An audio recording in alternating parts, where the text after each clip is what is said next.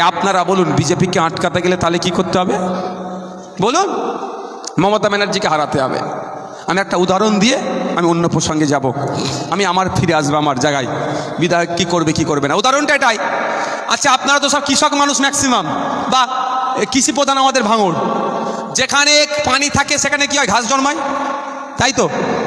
যেখানে পানি থাকবে সেখানে ঘাস জন্মাবে, আর ঘাস জন্মালে ওই ঘাসকে খেতে গরু ছাগলের উৎপাদ বাড়ে। আর গরু ছাগলের উৎপাদের জন্য আপনি বেড়া যতই লাগিয়ে রাখুন না কেন, বেড়ার গেটের দায়িত্ব যাকে দিয়েছেন সে গরু ছাগলকে খুলে দিচ্ছে। তাহলে আপনি এখন কি করবেন? কি করবেন? পানি আসলে ঘাস জন্মাবে, ঘাস জন্মালে গরু ছাগলের উৎপাদ বাড়বে। তাহলে আমার ফার্স্ট কাজ কি হবে? ঘাস জন্মানোটাই বন্ধ করতে হবে। ঘাস জন্মানো বন্ধ কিভাবে হবে? পানি আসার লাইনটা বন্ধ করতে হবে। পশ্চিম বাংলায় বিজেপি আসার লাইনের নাম হচ্ছে তৃণমূল। তো পশ্চিম বাংলায় যদি আপনি বিজেপি আসা বন্ধ করেন, পানি আসার লাইন তৃণমূলটাকে কাটুন, পশ্চিম বাংলা সেই 2011-র মতো করে দিন তৃণমূলকে, আর বিজেপি বাংলায় খুঁজে পাবেন না। বুঝাতে পারলাম কি আপনাদের? 2011-র আগে পশ্চিমবাংলায় তৃণমূল ছিল না, বিজেপিও ছিল না। 2011-র পরে পশ্চিমবাংলায় বিজেপি এসেছে, তৃণমূল এসেছে।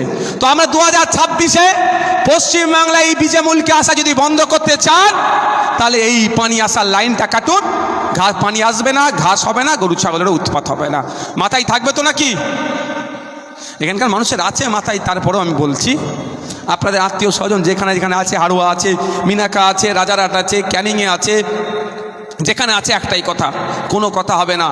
আপনারা বলুন, শুভেন্দু অধিকারী যে কথা বলছে ওকে তো জেলের মধ্যে রাখা দরকার, বাইরে রাখা দরকার। ওনাকে জেলের মধ্যে রেখে জেলের ভাত খাওয়ানো দরকার। 2-4 বার জেলের ভাত খাওয়ালে পশ্চিমবাংলায় সাম্প্রদায়িক কথা বলার পুরো চুপ হয়ে যাবে।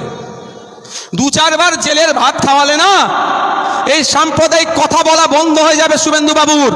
আর শুভেন্দু বাবু যদি সাম্প্রদায়িক কথা বলা বন্ধ করে দেয়, অন্যান্য বিজেপির নেতারাও ফিউজ হয়ে যাবে। আর অন্যান্য বিজেপি নেতারা ফিউজ হয়ে গেলেই পশ্চিমবাংলায় যে আমরা ঐক্যের সাথে আছি, সম্প্রীতির সাথে আছি, সেটা আর বিনষ্ট হবে না। কিন্তু মমতা ব্যানার্জি এটা করছে না কেন? মমতা ব্যানার্জি চাই না যে পশ্চিমবাংলার সম্প্রীতি ঠিক থাকুক, পশ্চিমবাংলার ঐক্য ঠিক থাকুক। ঐক্য সম্প্রীতি ঠিক থাকলেই তো আর আপনি তৃণমূলকে ভোট দেবেন না। আপনি যদি না ভয় পান, আপনি তৃণমূলকে ভোট দেবেন না। সারা রাজ্যের মানুষকে ভয় দেখিয়ে তো ভোট নেওয়া হচ্ছে, অন্য কোনো তো পলিসি নয়। আমি তো চ্যালেঞ্জ করি, একটা প্রকল্পের নাম বলুন, একটা এমন প্রকল্পের নাম বলুন যে প্রকল্পের জন্য তৃণমূলকে মুসলমানরা ভোট দেবে, সেকুলার মানুষরা ভোট দেবে। একটা প্রকল্পের নাম বলুন। একটাই প্রকল্প আছে, সেটা কি? বিজেপির ভয় প্রকল্প। অনেক প্রকল্প আছে তো মমতা ব্যানার্জি লক্ষ্মীশ্রী, কন্যাশ্রী, লক্ষ্মীর ভাণ্ডার, কন্যাশ্রী, যুবশ্রী, কত রকম প্রকল্প চালাচ্ছে না? দুয়ারে রেশন গল্প শোনাচ্ছে, কিন্তু রেশন দুয়ারে যে হচ্ছে না, এখানেও ওই খবর আছে। আমি বলে যাচ্ছি মিডিয়ার মাধ্যমে রেশনের ওলা ডিলারদেরকে, যদি এই অভিযোগ আছে, অভিযোগের সত্যতা আমি এখনও যাচাই করিনি, অভিযোগের সত্যতা যাচাই করিনি। যদি এই ধরনের কর্মকাণ্ড করেন, আমি অনুরোধ করছি এই কাজ করবেন না। এখানে ফিঙ্গারপ্রিন্ট, ওখানে চাল, ওখানে ফিঙ্গারপ্রিন্ট, এখানে চাল, এই নিয়েও একটা অভিযোগ আছে, এই কাজ করবেন না। নির্দিষ্ট নিয়ম মেনে করুন।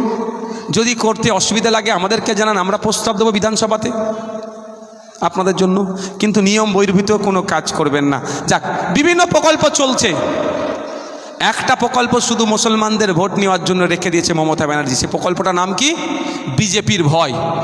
এই প্রকল্প দিয়ে আপনাকে আমাকে বোকা বানানোর চেষ্টা করছে।